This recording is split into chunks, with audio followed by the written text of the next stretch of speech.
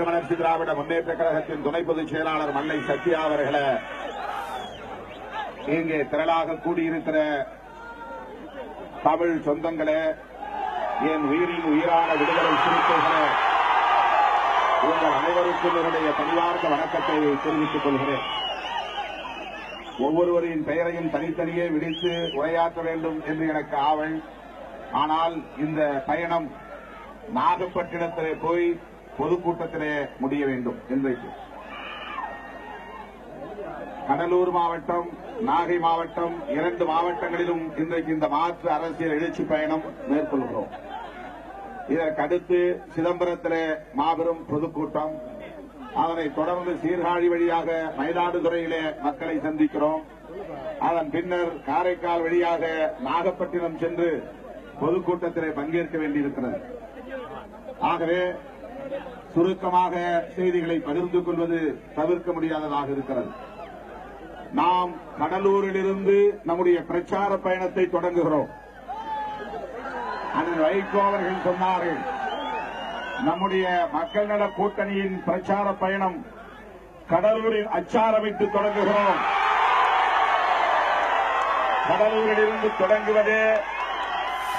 கடலூரிலிருந்து தொடங்குவதே நம் கூட்டணியின் வெற்றிக்கு ஒரு அடையாளம் என்று சொன்னார்.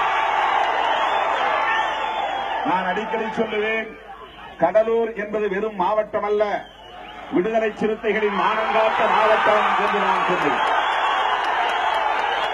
கடலூர் விடுதலை சிறுத்தைகளின் கோட்டை என்று நான் முழங்குவேன். எத்தனையோ இடங்களில் நாம் போட்டியிட்டாலும் முதலாக திருமாவளவனை சட்டமன்றத்திற்கு அனுப்பிய மாவட்டம் கடலூர் மாவட்டம். எத்தனையோ இடங்களில் நாம் போட்டியிட்டாலும் முதலாக திருமாவளவனை நாடாளுமன்றத்தில் உரையாற்ற வைத்த மாவட்டம் கடலூர் மாவட்டம். இந்த இயக்கத்தின் விதை மதுரையிலே வீழ்ந்தாலும், இந்த இயக்கத்தின் வேர் அடிமரம் மதுரையிலே இருந்தாலும், இந்த இயக்கத்தின் விழுதுகள் கடலூர் மாவட்டத்திலே வலுவாகி இருக்கிறது, விரிந்து பறந்து வளர்ந்திருக்கிறது என்று நான் சொல்லுவேன். அப்படிப்பட்ட கடலூர் மாவட்டத்திலிருந்து நம்முடைய மாற்று அரசியல் எழுச்சி பயணம் தொடங்குகிறது. நேற்று நாம் புதுச்சேரியிலே ஒரு மாபெரும் பொதுக்கூட்டம், அது பொதுக்கூட்டம் என்பதை விட மாநாடு என்று சொல்ல வேண்டும், 2வது மாநாடு. மதுரையிலே நடந்தது முதல் மாநாடு, புதுவையிலே நடந்தது 2வது மாநாடு என்று சொல்லத்தக்க வகையிலே நடந்தது. இன்றைக்கு நாம் இங்கே ஒரு பிரச்சார பயணத்தை தொடங்குகிறோம், அவ்வளவுதான். அதற்கு பல்லாயிரக்கணக்கில் திரண்டு வந்திருக்கிற நீங்கள் இந்த கூட்டணி வெற்றி கூட்டணி என்பதை சான்றுபடுத்துகிற வகையிலே, உறுதிப்படுத்துகிற வகையிலே திறந்திருக்கிறீர்கள். பெரிய கட்சிகள் இன்று இங்கே அண்ணன் முத்தரசன் அவர்கள் சொன்னார், பெரிய கட்சிகளோடு கூட்டணி என்பதை விட மதிமுக என்கிற பெரியார் கட்சியோடு கூட்டணி வைத்திருக்கிறோம். சமூக நீதி கோட்பாட்டிலும் சரி, சிறுபான்மையினரின் நலன்களிலும் சரி, ஈழத் தமிழர்களின் விடுதலை என்ற அந்த களத்திலும் சரி, இன்றைக்கு பெரியார் கொள்கையில் உறுதியாக இருந்து போராடுகிற ஒரு இயக்கம் மறுமலர்ச்சி திராவிட முன்னேற்ற கழகம். அத்துடன் நம்முடைய கூட்டணி அமைந்திருப்பது நமக்கு பெருமை. நெஞ்சியர்த்தி நான் சொன்ன கடமைப்பட்டிருக்கிறேன். இந்த கூட்டணியை எப்படியாவது சிதற வைத்துவிட வேண்டும் என்று நினைக்கிறார்கள். என் உயிரின் உயிரான விடுதலை சிறுத்தைகள் இருக்கிற வரையில் அவர்களின் கனவு ஒருபோதும் பலிக்காது என்பதை சொல்ல நான் கடமைப்பட்டிருக்கிறேன். நான் என்ன முடிவெடுத்தாலும் அந்த முடிவை 100 விழுக்காடு ஏற்றுக்கொண்டு அதை நடைமுறைப்படுத்தக்கூடிய விடுதலை சிறுத்தைகள் நீங்கள் என்பதை நான் அறிவேன். ஆகவே நாம் தேர்தலை சந்திக்கப் போவது மக்கள் நல கூட்டணியில்தான். அதிலே எந்த ஊசலாட்டமும் இல்லை, எந்த விதமான ஐயத்திற்கு இடமில்லை என்பதை நாம் தெளிவாக வேண்டும்.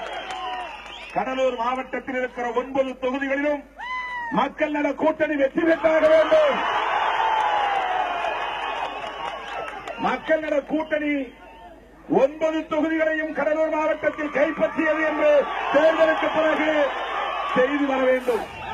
அதற்கேற்ற வகையில் கம்யூனிஸ்டுகளோடும் மறுமலர்ச்சி திராவிட முன்னேற்ற கழகத்தோடும் இணைந்து இன்றே தேர்தல் பணியை நாம் தொடங்க வேண்டும். இன்னும் யாரும் கூட்டணியே அமைக்க முடியாமல் தத்தளித்துக் கொண்டிருக்கிறார்கள். யாரை இணைப்பது, யார் வருவார்கள் என்று மற்ற கட்சிகள் எண்ணிக்கொண்டிருக்கிற வேளையில் இதோ நாங்கள் கூட்டணி அமைத்து விட்டோம், இதோ நாங்கள் பிரச்சார பயணத்தை தொடங்கிவிட்டோம் என்று கடலூரில் இருந்து நம்முடைய பயணம் தொடங்குகிறது. மாற்று அரசியல், மாற்று பாதை என்பதுதான் இந்த கூட்டணியின் மிக முக்கியமான முழக்கம். மாற்று அரசியல் என்பதை ஒரே வரியில் சொல்ல வேண்டுமானால், மாற்று அரசியல் என்பதை ஒரே வரியில் சொல்ல வேண்டுமானால் விளிம்பு நிலை மக்களுக்கும் அதிகார பகிர்வு என்பதுதான் மாற்று அரசியல்.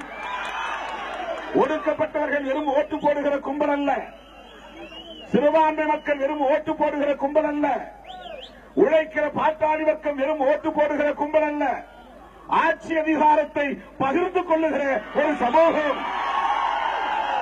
எப்படி ஆட்சி அதிகாரத்தை பகிர்ந்து கொள்வது? மாற்று அரசியலின் அடிப்படை அதுதான் அடங்கியிருக்கிறது தோழர்களே. கூட்டணி ஆட்சி அமைப்பது மாற்று அரசியலின் அடிப்படை.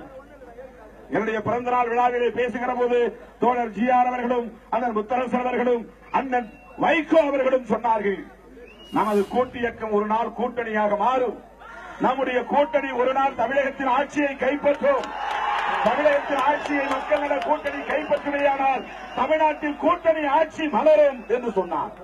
ஒரு கட்சி ஆட்சி முறை உதிர வேண்டும், கூட்டணி ஆட்சி முறை வளர வேண்டும்.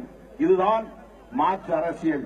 அந்த மாற்று அரசியலை முன்னெடுக்கக்கூடிய இந்த மக்கள் நல கூட்டணி வெற்றி பெறுவதற்கு நாம் இந்த 3 மாத காலமும் இரவு பகல் உழைக்க வேண்டும், கத்துஞ்சாமல் உழைக்க வேண்டும், களைப்பு பாராமல் உழைக்க வேண்டும். உறங்கினாலும் சரி, விழித்திருந்தாலும் சரி, ஆட்சியை கைப்பற்றுவது என்கிற கனவோடு நாம் களப்பணியாற்ற வேண்டும். அதற்கான தருணம் இது, அதற்கான நேரம் இது, அதற்கான காலம் இது. எப்போதும் போல ஏனோதானோ என்று நாம் தேர்தலை சந்திக்க கூடாது. இதுவரையில் யாரோ போட்ட களத்தில் நின்றோம், இப்போது நாமே களம் அமைத்து இங்கு நிற்கிறோம். யாரோ போட்ட மேடையில் நின்றோம், இப்போது நாமே மேடை போட்டு அரசியலை செய்கிறோம். இதுவரையில் யாரையோ ஆட்சி பீடத்தில் அமர வைப்பதற்காக வேலை செய்தோம், இப்போது மக்களை ஆட்சி பீடத்தில் அமர வைப்பதற்காக நாம் வேலை செய்கிறோம். எனவே தோழர்களே, கடந்த காலங்களில் தேர்தலை சந்தித்தது வேறு, இந்த தேர்தல் முற்றிலும் வேறு.